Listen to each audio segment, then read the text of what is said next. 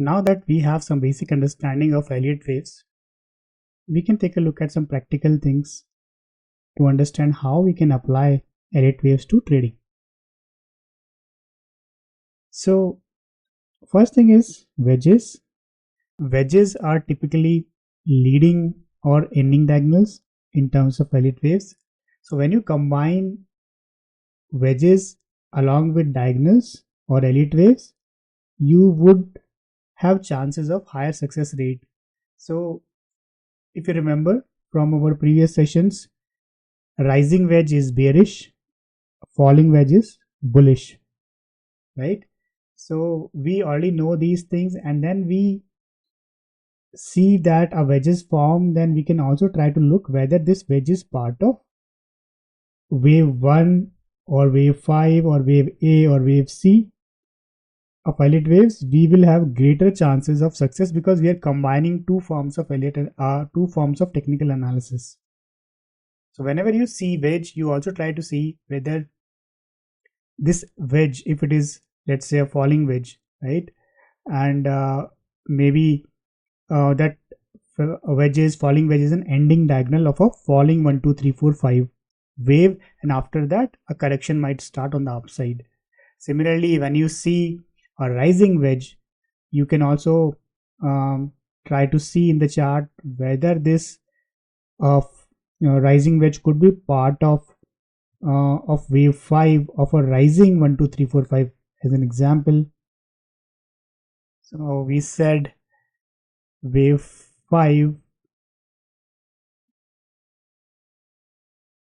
this is the ending diagonal A, B, C, D, E. So when you see a wedge, you can also see whether this could be part of wave, basically 5-wave move, right?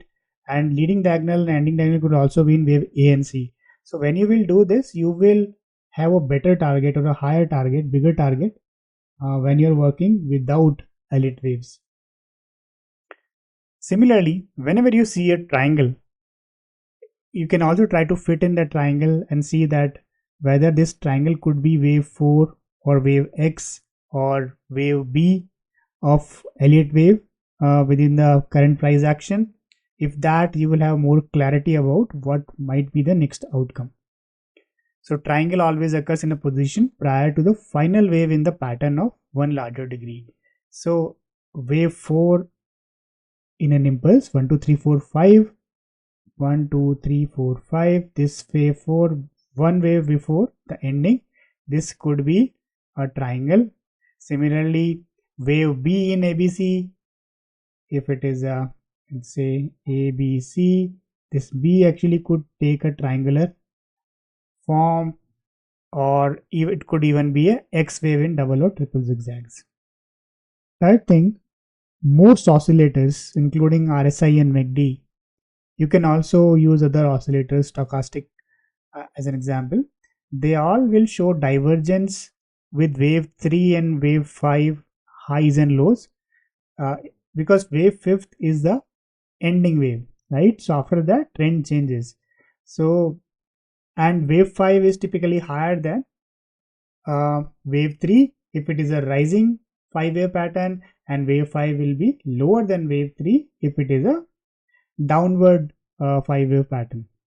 So when you will combine your wave analysis with oscillators, you will see typically that wave 3 and 5 will show a negative divergence, which is an indication of potential trend change. So if I go to a chart,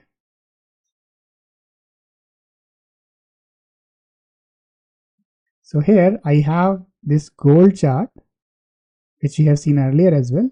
So here you can see we have a 5-wave decline. This is wave 1, wave 2, wave 3, wave 4 and wave 5, right? Internals are also marked here. So now if you see 3 and 5, this is a lower low, but here in MACD you can see it is making a higher high. So basically it confirms that this wave 5 is now ending and we might be reversing the trend from here. So similarly, whenever you will see wave 3 and wave 5s, you might also notice that this divergence So this divergence itself you can use independently as a standalone indication, but if you'll combine it along with Elliott waves, you will have higher chances of success.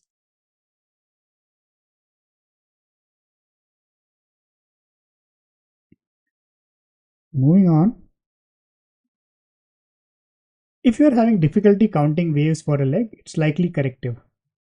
So a lot of time it will happen that you are trying to count waves in a chart, but you are kind of getting stuck, like you are not getting any clear wave pattern.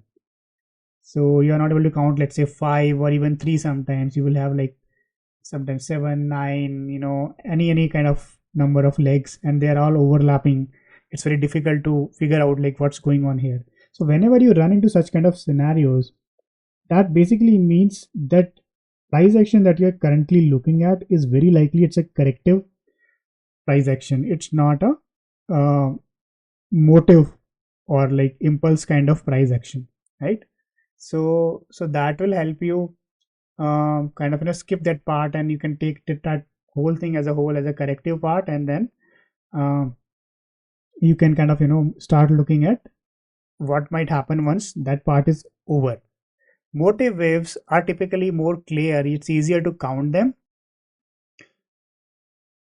Another thing is large gap ups and gap downs are typically impulse waves. Sharp large moves are also typically impulse waves or part of impulse waves. So if I go back to this chart, this is a hourly chart of S&P 500. So here you can see there is a gap here.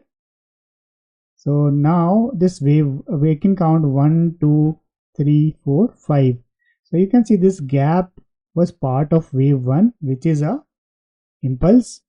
With wave 2, then again this gap was part of wave 3, which is an impulse, and then 5. And even before this thing happened, you can see there was a gap down here, and this was part of wave A. A is a motive wave, B is corrective, C is a motive wave, right? So even this gap down is part of an motive wave. So gap ups, gap downs, large moves, sudden moves, they are typically, even here also you can see that this is also ABC kind of correction. After this 1, 2, 3, 4, 5 got an ABC, and this C is also a motive wave within the ABC correction, and this gap also kind of confirms it that this is a impulse move. Next thing is about how do you actually start using Elliott waves to any chart. So if you want to start counting Elliott waves in any chart, you have to take most recent swing high or swing low depending on your time frame. For example, if you are looking at a daily time frame, then you have to, in the daily time frame, you have to find the most recent or most significant swing high or swing low, and you have to start counting waves from there to understand what's going on. So as an example, I have this Nvidia chart open, which is an hourly chart, and this is a recent one. So here, if I zoom out, you can see that this is the most significant swing low, and this is the most significant swing high, or maybe this one. But I am more interested in a more recent price action because 1 hour is a swing time frame or even an intraday time frame.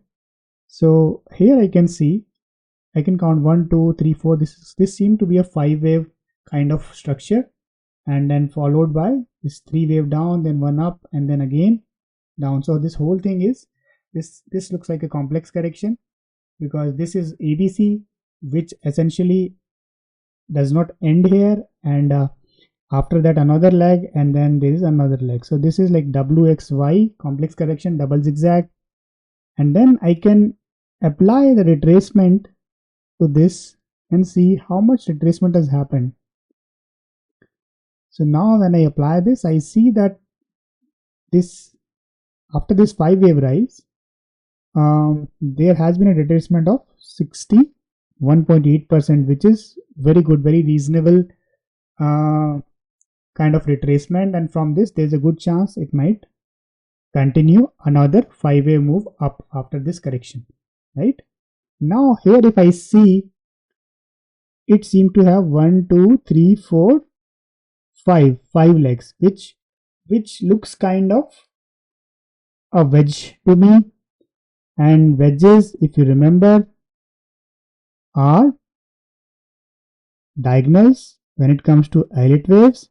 So after a correction, what do you expect? After a correction, I expect that another 5-wave will start. So this could be a leading diagonal of next 1, 2, 3, 4, 5. So this could be wave 1 essentially. And then once this is done, what I expect is there would be a correction in wave 2, and then there will be a wave up, then 4 and 5. This is what I roughly expect. So what I will do here, if I have to trade this, I would get a rough retracement idea that how much this thing can retrace. So now this 1, 2, 3, 4, 5 is over, and it is retracing. It has done nearly 38.2. But if you remember, I said wave 2s are 50% or more. So once it has done this much retracement, 50%, then I will start looking for reversal, signs of reversal here. And then once I see that, okay, it might be reversing, then I would probably take an entry in this. So again, like this is all our assumption based on what seemed to be going on here. We might be wrong, and after this it might actually fall down, right? We don't know. So it's not like our analysis, like be it Elliott waves or any other kind of technical analysis, will be true. So it's more like based on historical data, what we see. So based on those assumptions we go, and sometimes they will work, sometimes they may not. So we always have to keep that thing in mind, and that's where our risk management and stop losses come into picture, that we are going to cover in later parts. So for now, it looks like a leading diagonal to me. I will wait for wave 2 here, and then I would try to participate in wave 3, move on the upside. So that's how you look at any chart. It could be even a 5-minute chart. It could be, if you want to take a more longer term outlook, you can go to a quarterly chart, even a yearly chart, monthly chart, and then form a view. So the way I use Elliott waves mostly is I form a view based on the current wave counts, that okay, now how does the outlook looks like? Is it a bullish outlook or is it a bearish outlook given the current wave count? So you can use it to form a longer term view or even a shorter term view, or you can also trade the wave. So you can do both the things. So I primarily use Elliott waves for forming a view. So as an example, I will show you a chart that I use on a daily basis or a regular basis. So this is Nifty 50 index. So here, after this significant low during the COVID times, we started forming this 5-wave rise. This is, and then we had a 1, then it retraced into 2 ABC kind of correction here. And then what we are doing in wave 3, we seem to be extending. When wave 1, 2 are done, 3 seem to be done, 4 seem to be forming, and then after this I know there will be a 5th leg here. So I am going with this assumption. So right now every candle here represents 3 months of time frame, and so I know for next couple of months, next 2 to 3 months might remain on the bearish side. So there might be selling pressure in the markets because this current candle is, and once this is done, then I would assume that okay, now the market might be reversing and it will be completing wave 3. So another thing here is, we talked about retracements, right? So I would use a retracement and extension. So in this case, I will use an extension tool, Fibonacci extension tool, and I will measure the size of wave 1 and then see how much wave 2 has retraced.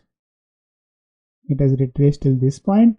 So it gives me that if wave 3 is going to be equal to wave 1, then it would give me a target of around 26,330. Right now we are at 22,147. So this is what I expect, that this is where wave 3 might go. But if you remember, wave 3 could be 1.6 time, and if that happens, I could be looking at a target of 33,359, right? So these are basically, that's how we use retracements, extensions, and waves to form, view, or even trade. So for in a more immediate thing, I see that we are forming a bearish candle on a quarterly chart. So next couple of months, 3 months might remain on the bearish side, and so I will be looking to probably short if I am doing intraday trades, or if I am just an investor, long only investor, I will just try to avoid taking any long entries till this thing is complete.